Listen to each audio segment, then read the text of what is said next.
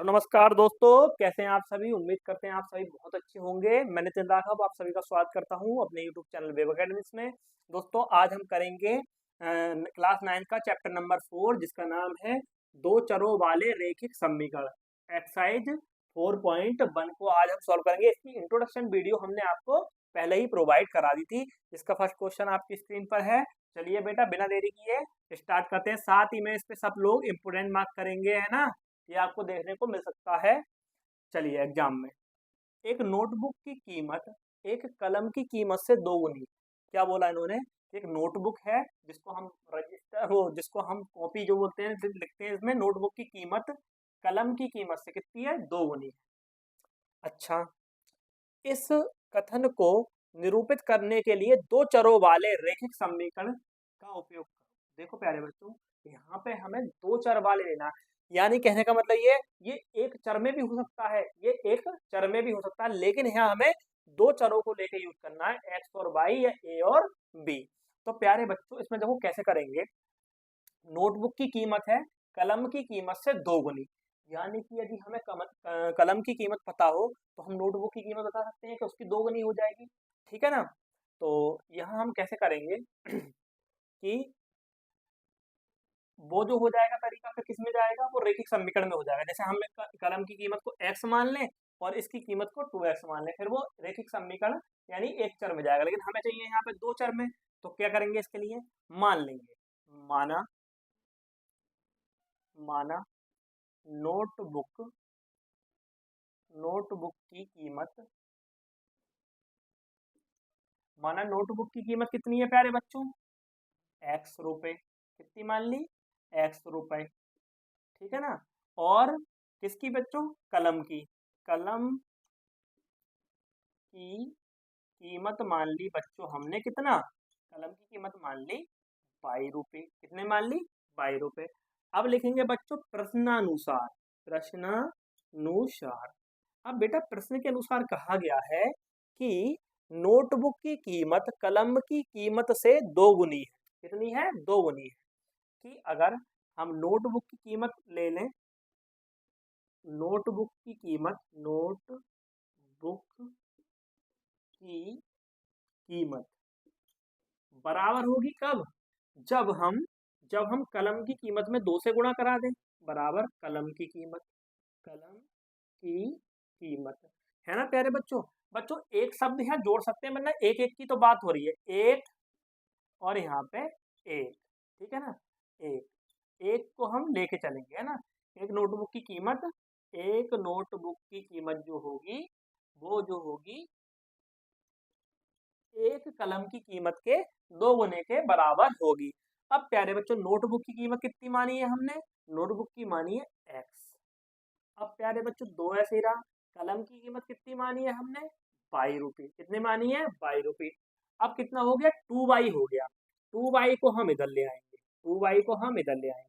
x minus 2y बराबर जो 0 आया, यही इसकी उचित समीकरण होगी। जो आपने इसका डाटा ऊपर लिखा है उसके अनुसार आप इसको नोट करें। फिर हम देखेंगे सेकंड प्रश्न को, प्रश्न संख्या 2 को।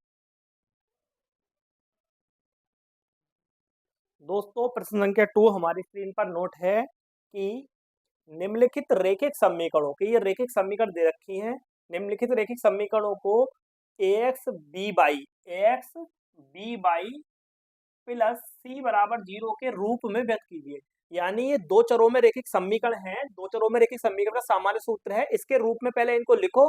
फिर यहाँ a b c के जो मान है, यानी x y और अचर पर c का जो मान है वो हमें बताना है। x y के कोफिशिएंट यानी कि गुणांक और c अचर पद का मान हमें बताना है। तो प्यारे बच्चों हल करते हैं प्रश्न संख्या 1 को। चलिए अब इसको हमें इस रूप में लेके लिखना है। तो देखो ये 2x लिखा हुआ है, लिख लिया प्यारे बच्चों, प्लस 3y लिख लिया। इसको कहाँ ले आएंगे, इधर ले आएंगे माइनस का, 3.95 पर बार इक्वल टू 0। देखो यहाँ ये माइनस का सॉरी प्लस का था, तो इधर आके काय का हो गया, माइनस का। अब देख लो उपरोक्त की तुलना जो दे रखा है ऊपर समीकरण, उपरोक्त की तुलना किससे कराओगे, ax plus B Y plus C बराबर 0 से करने पर यानी मेरे बच्चों यहाँ हम बात कर रहे हैं कि ये जो समीकरण है पहले हम इसको इसकी रूप का बनाया, फिर इससे इसकी तुलना करेंगे, है ना।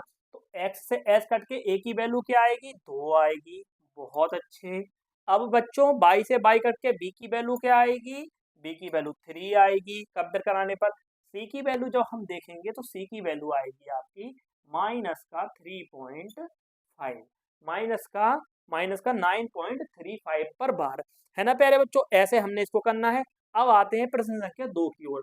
हमें देखना है ये प्रश्न इसके रूप का लिखा हुआ है, देखो x माइनस वाई यानी 1/5, कितना 1/5 लिख सकते हैं इसको हम ज्यादा, बाकी तो 1/5 ही है इसका मीन, है ना।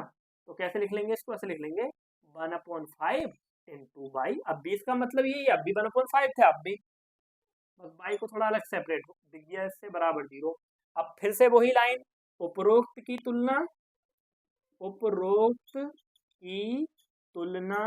किससे करने पर प्यारे बच्चों, ax plus B Y plus C बराबर 0 से करने पर।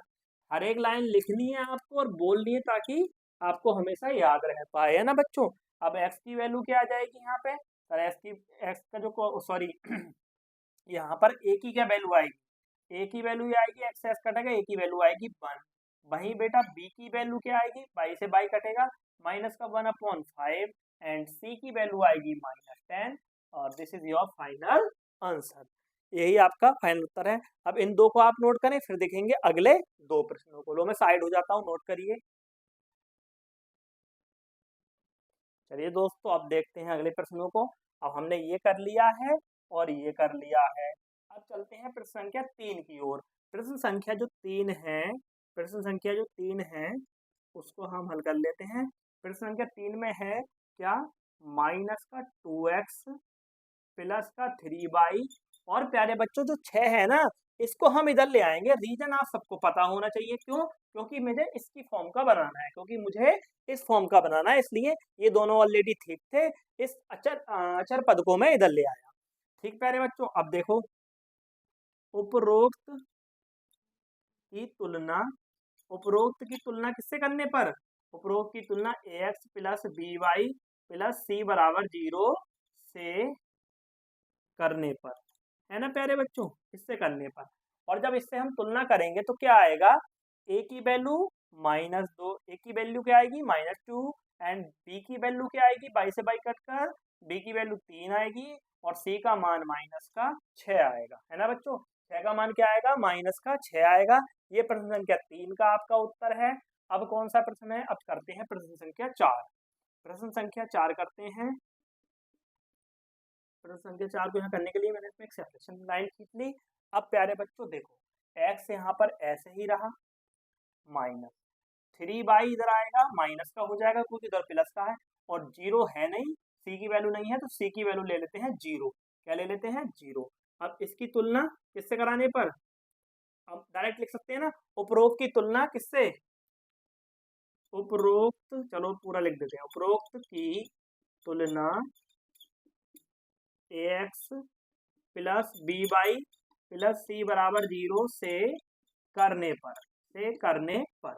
अब जब हम तुलना करेंगे प्यारे बच्चों तो क्या देखेंगे कि x कट के a की वैल्यू 1 आएगी एंड b की वैल्यू -3, है ना, और c की वैल्यू हमारी 0 है। पहले हमें उसके रूप का बनाना है, फिर हमें उसकी मान लिखने हैं। तो ऐसे करके प्रश्न संख्या हमारा जो है कितना है, ये 4 कंप्लीट हो जाता है। अब करते हैं प्रश्न संख्या 5 की बात। प्रश्न संख्या 5 को आप देखेंगे कि लिखा है 2x, क्या लिखा है, ये 2x को ऐसे ही लिखा रहने दिया। अब ये माइनस का 5y इधर आ गया, प्लस का 5y हो जाएगा। चलिए प्लस का 5y हो गया। अब इधर क्या बचा, 0, तो 0 को इधर लिखेंगे, लेकिन यहाँ c में क्या आएगा, c की वैल्यू नहीं, तो c की वैल्यू भी 0 और इधर भी एक 0। अब क्या करेंगे, इसकी वही लिखेंगे, उपरोक्त की तुलना क्योंकि हमने इसके रूप का बना लिया है ना, पहले ax plus B Y plus C बराबर 0 से करने पर। अब प्यारे बच्चों x से x कटा, a की वैल्यू 2, b की वैल्यू 5 एंड सी की वैल्यू क्या आ गई प्यारे बच्चों, 0 आ गई। सी की वैल्यू क्या आ गई, 0 आ गई। आप इन तीनों को नोट करेंगे। फिर इसके बाद में अब हमारे कौन से हो गए, ये हो गया, ये हो गया, ये हो गया। इसके बाद में जो अंतिम 3 बचे हैं उनको करेंगे। पहले आप इनको जो है नोट करें आप प्यारे बच्चों। चलिए प्यारे बच्चों, जो अंतिम 3 है उनको भी कर लेते हैं। तो इसी क्रम में हमारा प्रश्न संख्या 6 आता है। प्रश्न संख्या 6 को हल करेंगे हम।